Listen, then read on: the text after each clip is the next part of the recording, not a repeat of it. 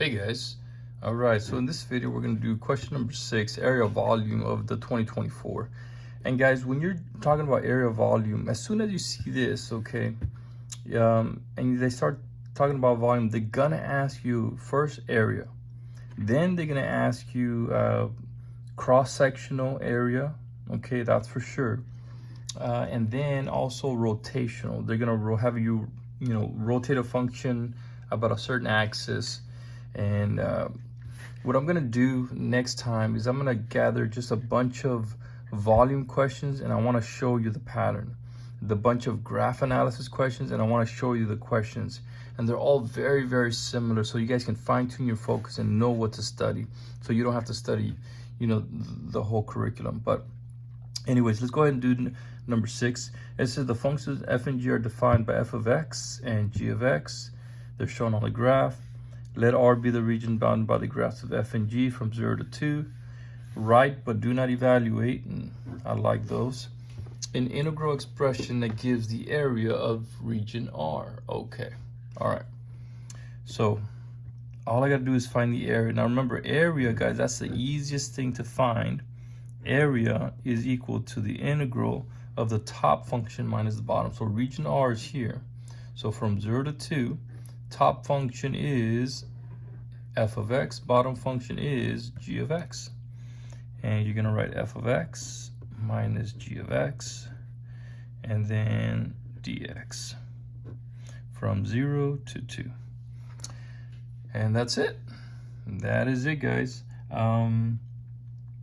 There's nothing else to it. It says do not evaluate, and you can leave it as f of x and g of x because they're already defined right here, and it doesn't say anything else. Right, but do not evaluate. You're done, and you got your 2 points. All right, next part, letter B. Let S be the region bounded by the graph of FG, the x-axis from 2 to 5. Region S is the base of a solid. All right, here we go. For this solid, at each x, the cross-section perpendicular to the x-axis, so here, this right here, is a rectangle with a height equal to half its base in region S. So we have a rectangle, so what's the area of a rectangle? It's base times height, okay? And it says find the volume of the solid. Now remember, guys, volume, I think you guys already know, is the antiderivative. To find the volume, I should say, you got to find the antiderivative or the integral of the area formula. Okay, so whatever that shape you have, they give you, it could be a semicircle, a triangle. In this case, it's a rectangle. Okay, so what's the area of a rectangle? Base times height. Okay, it tells us that the height is equal to half its base. The height is equal to half the base. So this guy is going to go in here. Area is going to equal to base times 1/2 b. That means the area is equal to 1/2 b squared. Okay. Now, the cross section is perpendicular. Okay. So what is this b? This distance. What is this distance right here? This distance is the function. So we're gonna write to find the volume, the integral from what do we say, is it 2 to 5? Yeah, 2 to 5, 1/2 g of x, okay, squared dx. All right, now remember, there is no pi in this. Why isn't there any pi? You were talking about volume. Yeah, because nothing is being rotated. You only use pi when you're rotating, okay? I'm pretty sure you guys already know that. Okay, so now we have to do it by hand from 2 to 5. I think I'm gonna take my 1/2 outside. It's a constant. What's g of x? Well, g of x is x squared minus 2x. So we have x squared minus 2x, quantity squared. We're gonna go ahead and clean it up, okay? So all I'm doing is rewriting the integral. So this antiderivative, so that's gonna give me x to the 4th minus, what is that, 4x cubed plus 4x squared dx. All right, so all I did is just multiply x squared minus 2x times x squared minus 2x in my head. And then this is what you're gonna get. All right, now I have to do the antiderivative. So remember, the 1/2 is still outside. And what does this become? Well, that becomes x to the 5th over 5 minus 4x to the 4th over 4 plus 4x cubed over 3. And we're gonna go from 2 to 5. All right, then I'm just gonna plug this in. Now remember, the 1/2 is on the outside. So 1/2, he's on the outside. For this guy, we're gonna have, what is that? 5 to the 5th over 5 minus 5 to the 4th plus 4 times 5 to the 3rd over 3. All right, so that's the top function, okay? That's the 5. Now I'm going to subtract and do the same thing with the 2. So 2 to the 5th over 5 minus 2 to the 4th plus 4 times 2 to the 3rd over 3. There you go. All right, so I'm going to have to simplify this by hand. It's going to be tedious, but we can do it. All right, so this becomes 5 to the 4th, okay? Think about exponents and rules. So 5 to the 4th minus 5 to the 4th, that simplifies out. You're gonna be left with this, which is gonna give you 500 over 3 minus, all right, let's see here, what do we got here? This 2 to the 5th is 32, 32 fifths, and minus 16, plus, what's that, 8 32 thirds. All right. Oof, all right, this is not gonna be pretty here.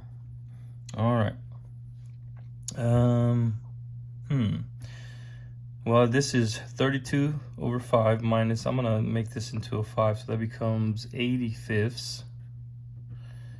Hopefully I do this right. So 32 minus 80 is what, 48 fifths? 32 minus 80, so negative 48 fifths plus 32 thirds.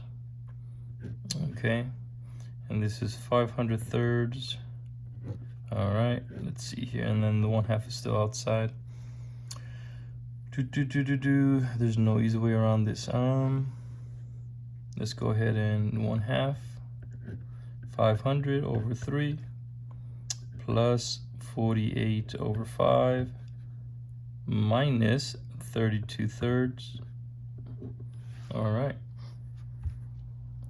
You can go ahead and subtract the thirds here. So 500 minus 32 is going to give you 468. So 1/2 times 468 thirds plus 48 fifths. All right. And I'm just going to spare us the detail, guys. But once you figure all that out, do it by hand and simplify. You should get, I believe it's 414 over 5 or something to that effect. All right. Yeah, I know it is kind of tedious, but the setup to everything is not bad at all. It's not bad at all. You should be able to get most of this question. All right, the last one, letter C. It says, write but do not evaluate an integral expression that gives the volume of the solid generated when the region S is described in part B is rotated. There you go. So it's being rotated. So now we're going to use our pi about the line y equals 20. So volume, you're going to get pi big R squared minus little r squared. And that's what it's going to be. All right, and then of course the integral from a to b. So let's go ahead and do this one. Y equals 20 is right here. Right there. Now, what I tell my students is, what you got to focus on, guys, is distance. Think about this as distance. So this is the region we're talking about, right here. So we're going to take this region and we're going to rotate it about the line y equals 20. And you're going to have a gap right here. You're going to have a washer. So from, remember, you gotta do outer, the big radius minus the inner radius, outer minus inner. So what you have to focus on, you're gonna draw your line, your radius from the axis of rotation. So from here, you're gonna go all the way outside. This is my distance right here. What is this distance? That distance is 20. That's your outer radius. That's your big radius. So it's going to be pi, the integral from 2 to 5 of 20 squared minus, right? Okay. So now we need this distance. What is this distance here? Okay, and when I ask students, what is this distance right here? What is this distance right here? They say, oh, that's g of x. And that's incorrect. It's not g of x. From the x-axis, from here to here, this is g of x. Okay, that's g of x right here. This is g of x. Okay, but how do I get this? Because remember, we're taking the whole thing. I need to take away this. Well, but what's this distance? Well, this distance, in order to get this, what you have to do is you have to take this 20 and take away the function. All right, so this 20, take away this, is gonna leave you with this distance right here. So to figure out this distance, we're gonna do the whole thing minus this function. So 20 minus g of x will leave you with the piece that you're trying to, the inner radius, okay? Hopefully that made sense. So 20 minus g of x squared dx. All right, so if you think about it in terms of distance, I think you'll get it right all the time. And that's it, guys. That is it. I guess you can substitute in the x squared. Let's see, if we can go ahead and clean it up a little bit. I don't know if you really have to do this, but we'll just do it. Minus, and if anybody wants to chip in and say, if you do, I don't know if there's any AP graders out there, but feel free to kind of give us some wisdom here. All right. All right. And that'll be it, guys. I mean, for me personally, I think this would be fine. I think that'll be perfectly acceptable. Because the more I write, and if I'm not sure, I can make a mistake, and let's say I put the square in the wrong place, I don't want to do that. So I just want to leave it nice and simple here. All right.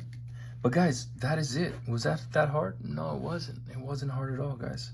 Hopefully that helps somebody. Guys, go take a look if you can find in the playlist all the other ones that are volume. And then next time I'll show you just the patterns from each of the FRQs. All right, guys, I'll see you guys in the next one.